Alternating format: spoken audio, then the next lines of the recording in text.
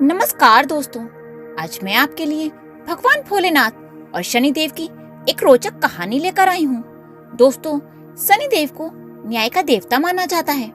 अपने जीवन काल में प्रत्येक व्यक्ति को शनिदेव की वक्र दृष्टि का सामना करना ही पड़ता है। नव ग्रहों में शनिदेव सबसे धीरे चलने वाले ग्रह हैं और ये सभी राशियों का भ्रमण करने में 30 वर्ष का समय लगाते हैं। मनुष्य, देवता, दानव, ऋषि मुनि सबको इनकी वक्र दृष्टि का सामना करना ही पड़ता है। यहाँ तक कि एक बार भगवान शंकर को भी इनकी वक्र दृष्टि का सामना करना पड़ा। एक कथा के अनुसार एक बार शनिदेव भगवान शंकर के घर कैलाश पर्वत पहुँचे और शनिदेव ने भगवान शंकर को प्रणाम किया। भोले शंकर बोले, बोलो शनि, कैसे आना हुआ? तब शनिदेव बोले, प्रभु, समय के चक्र के अनुसार कल मेरी वक्र दृष्टि आप पर पड़ने वाली है, अर्थात कल मैं आपकी राशि में भ्रमण करूंगा। शनिदेव की बात सुनकर भोलेनाथ हैरान हुए और पूछा, शनि, तुम कब तक मेरी राशि पर रहोगे? तब शनिदेव बोले, प्रभु, 1.25 पहर तक मेरी दृष्टि आप पर होगी। ऐसा कहकर शनिदेव भोलेनाथ को प्रणाम करके चले गए। अब महादेव सोचने लगे, मुझे शनि की वक्र दृष्टि से बचना होगा। अगर मुझ पर शनि की दृष्टि पड़ी तो देव क्या सोचेंगे? महादेव ने एक योजना बनाई कि कल वो शनि के आने से पहले ही कैलाश छोड़कर मृत्यु लोक पर चले जाएंगे और कुछ ऐसा करेंगे कि शनि की वक्र दृष्टि से वो बच जाएं। अगले दिन भगवान भोलेनाथ मृत्यु लोक में पहुंच गए और एक हाथी का रूप धारण कर लिया। हाथी के रूप में महादेव को सारा दिन रहना पड़ा। इधर उधर भटकते भटकते उन्होंने जब नगर में प्रवेश किया तब सभी लोग घबरा कर उन्हें भगाने लगे। हाथी के रूप में ही उन्हें जल और भोजन ग्रहण करना पड़ा।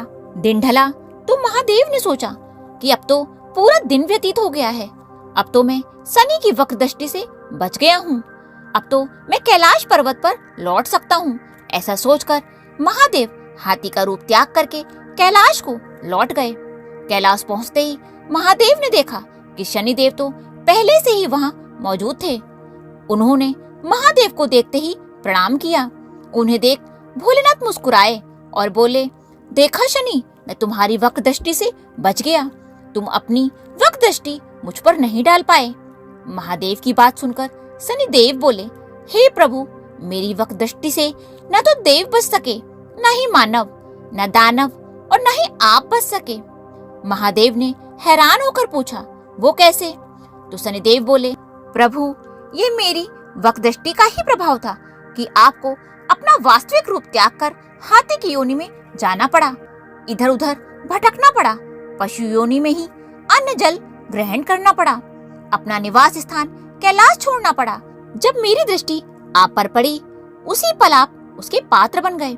यह सुन महादेव मुस्कुराए और शनिदेव को गले से लगा लिया और बोले, शनि, तुम सही में मेरे शिष्य कहलाने के योग्य हो। साथ ही ये वरदान दिया कि नवग्रहों में तुम्हारा स्थान सर्वश्रेष्ठ होगा।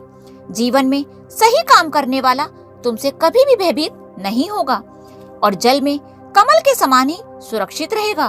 तो दोस्तों, इस प्रकार से शनिदेव की दृष्टि का सामना सबको करना पड़ता है, लेकिन जो धर्म के अनुकूल आचरण करता है, दया, सद्भावना, प्रेम और सुविचार रखता है, वो जीवन में सभी सुख प्राप्त करता है। जो व्यक्ति शनिवार को पीपल में जल चढ़ाता है, काली वस्तुओं का दान करता है, पशु पक्षियों को अन्न और जल देता है, चींटियों को आटा डालता है, उस पर शनिदेव की कृपा सदैव बनी रहती है। दोस्तों, अगर आपको ये कहानी पसंद आई हो तो उसे लाइक और शेयर करना ना भूलें और नीचे कमेंट बॉक्स में जय शनिदेव की अवश्य लिखें। बोलो शनिदेव महाराज की जय।